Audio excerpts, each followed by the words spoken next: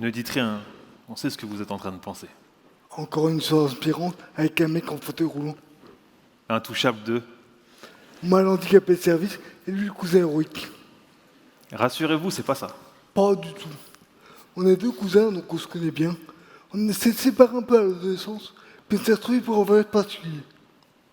Pour ceux d'entre vous qui se posent la question, oui, 30 000 bornes, en sidecar, avec son cousin en fauteuil roulant, c'est une vraie idée à la con. Et avec lui, c'est parfois long.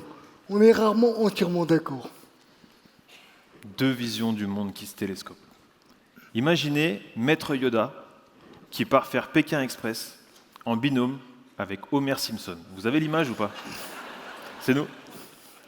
Bon, on sait pas qui joue qui. Mais bon, tous les jours, sur la route, dans le désert, sous la pluie, à dormir sur la tente, et en plus, il ronfle. Tu devais pas le dire, ça.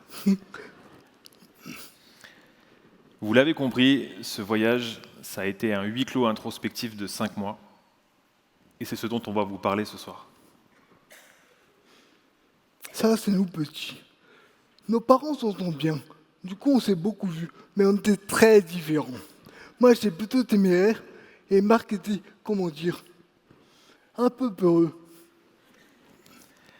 À l'adolescence, ce monsieur a la bonne idée de se laisser pousser les cheveux. Ça a donné un savant mélange entre Bob Marley et Gustavo Kuerten, pour ceux qui ont la ref. Et moi, j'étais plutôt le mauvais combo entre Matt Pokora et Paul Walker. En fait, on était tellement différents que dans une cour de lycée, on ne se serait même pas adressé la parole. C'est vrai qu'on s'est assez éloignés quand même. Du coup, je ne pense pas qu'on soit entre ces paroles. Après ça, je suis allé en école de commerce, avec tout ce que ça implique. Et mon père, qui lui a fait ingénieur, m'avait dit « Marc, tu sais, quand tu vas aller là-bas, essaye de ne pas devenir trop con. » Et j'ai pas réussi.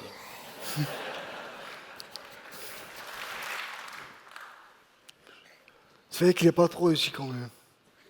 Mais bon, Tu veux nous parler de ton lycée, toi? oui. Ah, tu veux, on peut faire ça. Moi, je suis au lycée. Enfin, au lycée. C'est surtout après quand c'est compliqué quand même. Mon père a décédé quand je rentrais au lycée. Mais après, j'ai pas pu avoir mon master d'économie à cause de mon accident de voiture. Ça m'a rendu comme ça, quoi. Et c'est en fait à cause de l'accident que j'ai retrouvé François, je l'ai retrouvé à l'hôpital. J'ai fait 3 mois de coma. C'est un peu compliqué de revenir sur Terre après ça. Bon, 3 ans d'éducation, maintenant ça fait 10 ans que je suis en fauteuil.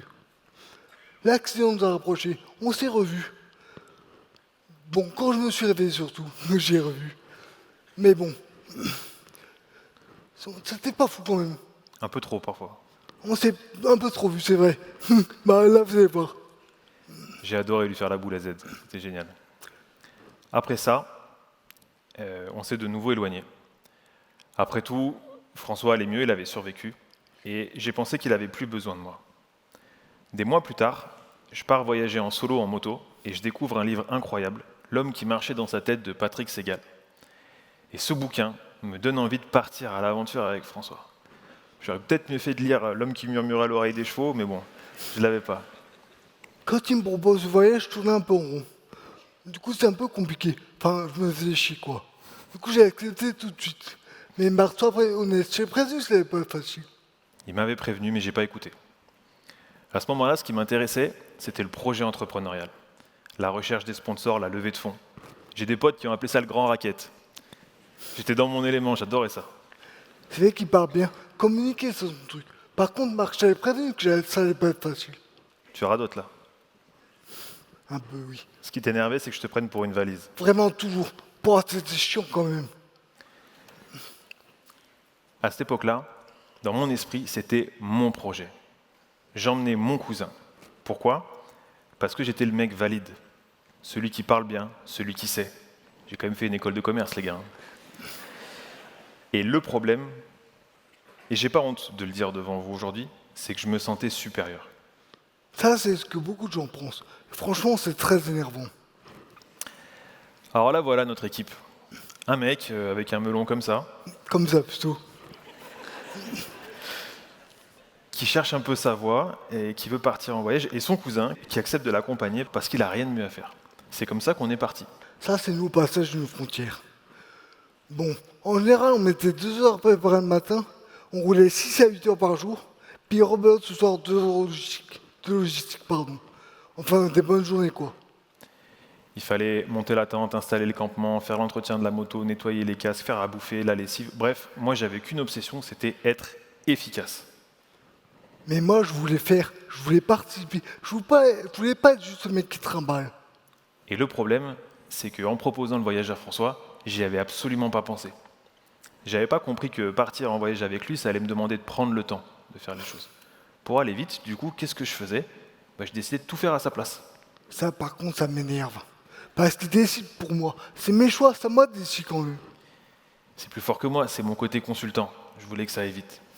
Mais le problème, c'est que je me rendais pas compte de l'effet que ça avait sur mon cousin. Heureusement qu'il était plutôt cool. C'est vrai, Dieu, c'est pas mal. Je disais rien, moi. Parce que c'est fatigant à la fin. Du coup, au quotidien, je laissais couler. J'avais pas envie d'être le mec chiant, quoi. Alors pour mon karma, parce que je vois des gens qui disent « Oh là là, il est pas cool et tout », imaginez-vous, vous avez roulé 8 heures, il pleut, vous êtes trempé, la nuit tombe, vous avez envie d'aller vous coucher et il faut monter la tente, vous avez envie que ça aille vite, hein, l'histoire. Enfin, c'est quand même quand tu m'as écouté qu'on a fini par monter correctement. C'est vrai. Mais avant de me faire passer pour une buse devant tout le monde, là, précise que c'était un peu plus compliqué à monter qu'une tente de secondes, quand même. C'est vrai, il a raison quand même. Mais bon, c'est un peu chiant quand même. Je te remercie de ne pas avoir reparlé des ronflements, c'est ça? Non, voilà. Franchement, tu m'as dit, il faut pas en parler si on parle pas. Mais tu ronds beaucoup quand même. C'est sympa, merci François. Premier enseignement du voyage. Quand tu fais équipe avec quelqu'un qui fait les choses d'une autre façon que toi, tu as 2 options. Soit tu prends le temps d'essayer de comprendre sa façon de faire, soit tu imposes la tienne et tu prends le pouvoir, Beaucoup de gens prennent le pouvoir. même si ça part d'une bonne intention. Là, ils voient l'Iran. C'est ça? Un très beau pays d'ailleurs. Je prends un petit temps. C'est très beau. On avait vraiment vécu un bon moment là-bas. C'est vrai qu'on a eu la chance de passer un mois exceptionnel en Iran, et d'ailleurs on pense à nos amis iraniens qui sont là-bas. Merci pour eux. Sur une touche plus légère, c'est aussi en Iran que j'ai pris la première soufflante énorme de la part de mon cousin. Écoutez. J'ai été séparé de François à la frontière. Lui, il est passé au passage piéton. Moi, je suis passé avec la moto. Arrivé de l'autre côté, il n'était plus là.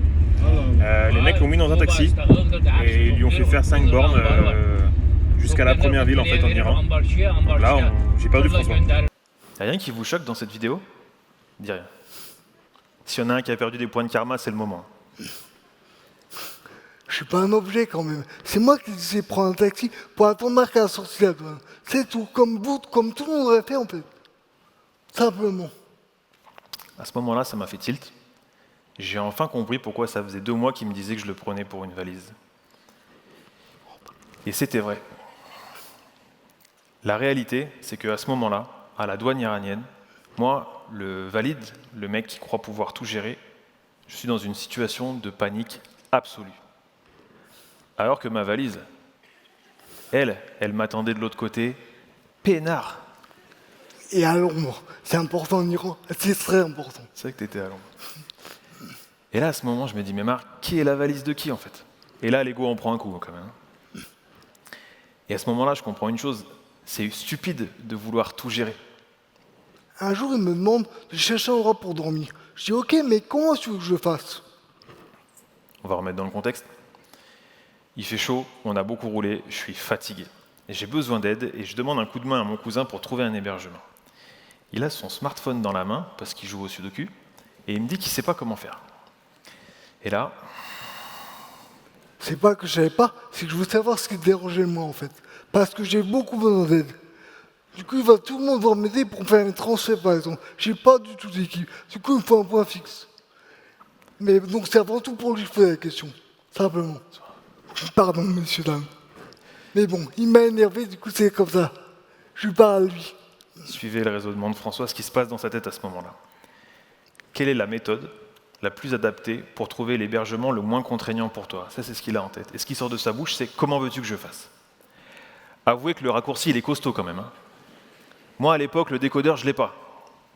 Et le problème, c'est qu'au quotidien, c'est hyper perturbant. Parce que le chef, là, il a un don prodigieux pour en faire à longueur de journée des raccourcis comme ça. Pas tant que ça. Si, bouge pas. Je vais vous donner un autre exemple. Vous allez voir, en plus, ça parle des Parisiens, vous allez adorer. Un jour, on rencontre un couple de Français, et François me dit c'est étonnant que tu t'entendes bien avec eux quand même. Je dis, ah bon, pourquoi? Tenez-vous bien, vous êtes prêts?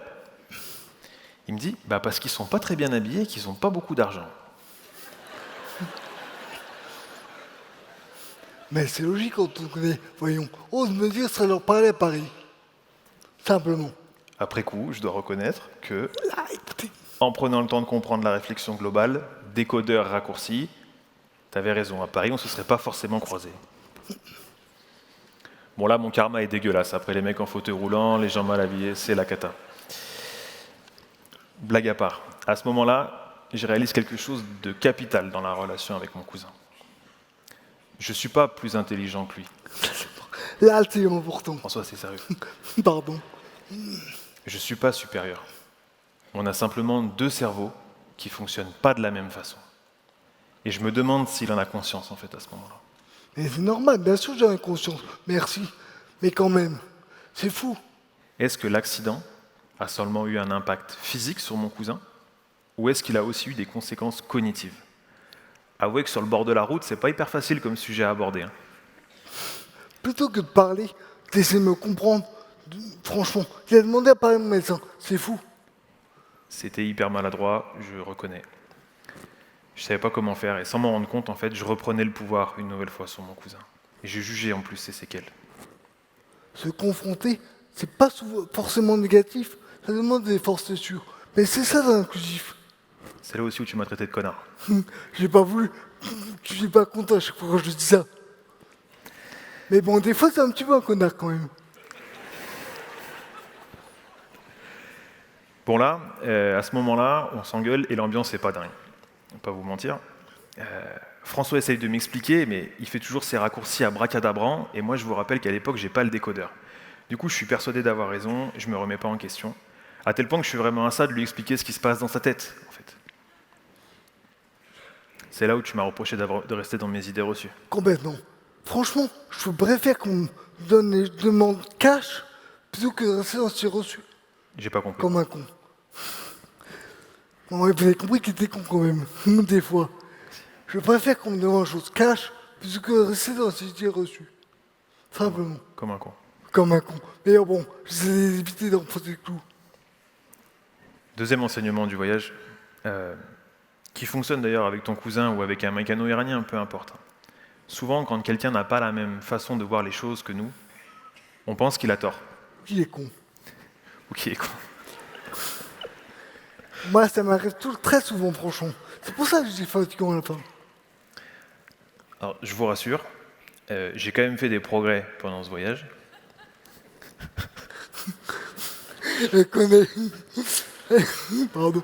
Il m'a fait un peu. Un jour, il me demande. Tu me demandes quoi un jour? Un jour, je lui ai dit qu'il avait raison. Oui. Ça c'est bien. Quand même. Ça n'arrive pas souvent. Là, ding, pour un petit croix dans le calendrier, ça n'arrivait jamais. Non, c'est important quand même. Ça m'a coûté de lui dire, mais bon. J'aurais pu partir avec mon meilleur pote pendant ce voyage. D'ailleurs, il doit être là s'il n'est pas en train de boire des bières au bar. Ça aurait été certainement moins difficile et peut-être plus drôle. Mais la réalité, c'est que l'aventure se serait arrêtée à la fin du voyage. Aujourd'hui, on continue à bosser ensemble. On a pas mal de projets cool en commun. C'était pas gagné. Non, c'est pas gagné du tout. Du tout. J'ai pas honte de le dire encore une fois, mais j'ai jugé mon cousin avant d'essayer de le comprendre. On s'est bien engueulé parfois. Oui, on s'est quand même bien engueulé. Mais bon, c'est pas grave. C'est comme ça la vie. On a fait ce qu'il fallait pour ça. Bien sûr, c'est ça qu'il faut faire. Essayez, franchement. C'est facile de parler de la pluie et du beau temps en descendant des bières. Mais vous remarquerez que quand on arrive aux sujets qui sentent un peu la poudre, les sujets un peu compliqués, on a tendance à éviter la confrontation. Se confronter, c'est pas toujours négatif. Franchement. Ça demande des forces, c'est sûr. Mais c'est ça aussi l'inclusif. Se confronter, ça ne veut pas forcément dire s'imposer, prendre le pouvoir ou avoir raison. Se confronter avec quelqu'un, ça veut avant tout dire accepter de se remettre en question. C'est pas facile, j'en sais quelque chose. Non, mais ça peut être positif pour tout le monde. Au final, nous, c'est ça qui nous a rapprochés. Essayez, vous verrez. Alors si jamais un jour vous êtes en difficulté avec quelqu'un, c'est pas la peine de vous enfermer pendant 5 mois avec lui pour trouver la solution. on vous la donne. Allez vers l'autre, simplement. Quittez le malheureux, écoutez la PAC, c'est pas grave. Et en cas de coup dur, souvenez-vous toujours de ce conseil. Faut mieux être hyper cash qu'hyper con. Merci. Merci.